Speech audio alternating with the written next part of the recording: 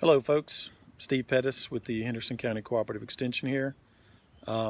We are going to do the third or fourth episode in our series on apple update in Henderson County using our apple trees that we planted here in the Henderson County office in what we call our teaching garden.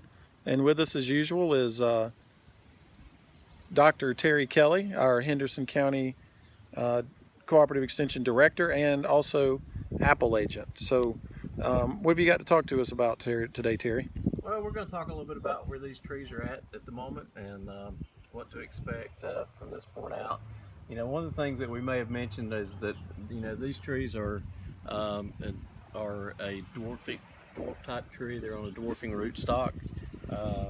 You know, that one's Baldwin and it's on a G935. And small rootstocks like the G935, like an M9, Bus9, G11, G41, they're rootstocks that require some support because they're not going to allow the tree to get very big. And that's what a lot of our industry is going to now. And I think probably what a lot of our homeowners will go to eventually because they don't want to have to deal with that, you know, very large tree and climbing up the tree to pick apples and so forth.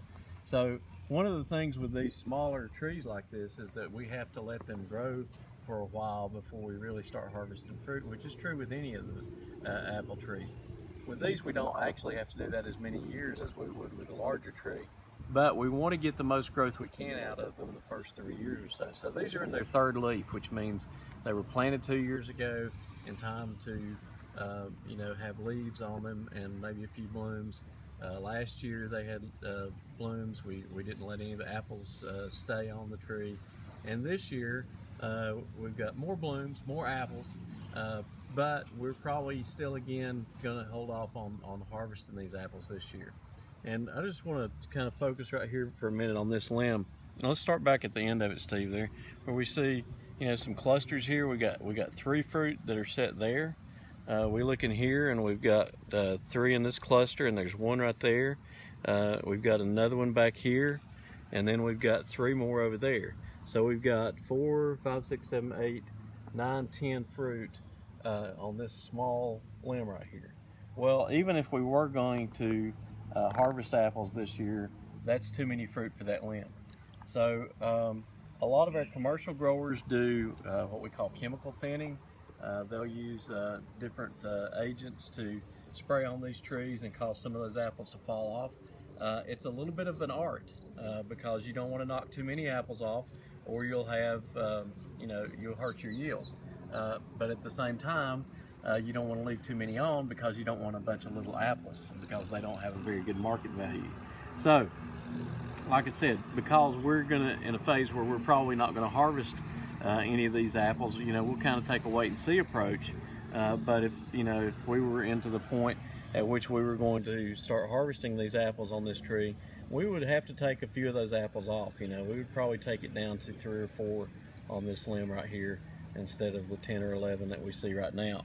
And there's a possibility that some of these will actually abort and fall off before it's all said and done. So in the next 2 to 3 weeks, you know, we'll be able to take a look again and see which ones of these stick and which ones of them fall off.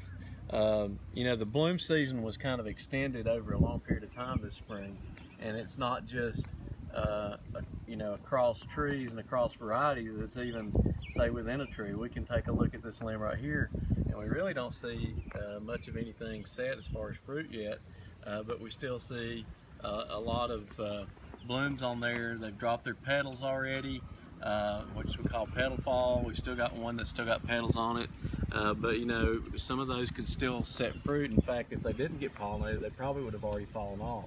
Usually you can take a cluster like that, and if they're not pollinated by that time, you can rake your fingers across them, and if they're not pollinated, they'll just fall off. So, you know, some of these probably did get pollinated and will set fruit as we move forward.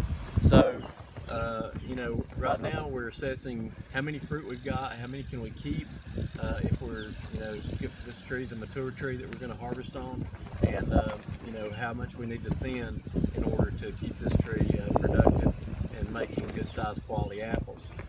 We're also getting a little extra growth in here in places.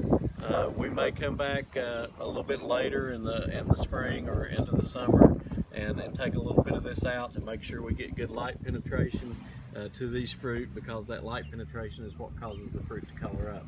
So if you remember last time, we talked about freeze and frost damage and some of that. So we know that we didn't, in the tree we looked at last time, see any freeze damage, but we do know that we did get a little bit across the county freeze and frost damage. And one of the things that we would be concerned about with that kind of frost damage, and we probably did have 4 or 5 frosts over the course of a couple of weeks here in Henderson County, is that we may see some rusting on those apples as they mature. That's just something that happens because the blooms were damaged at an early phase.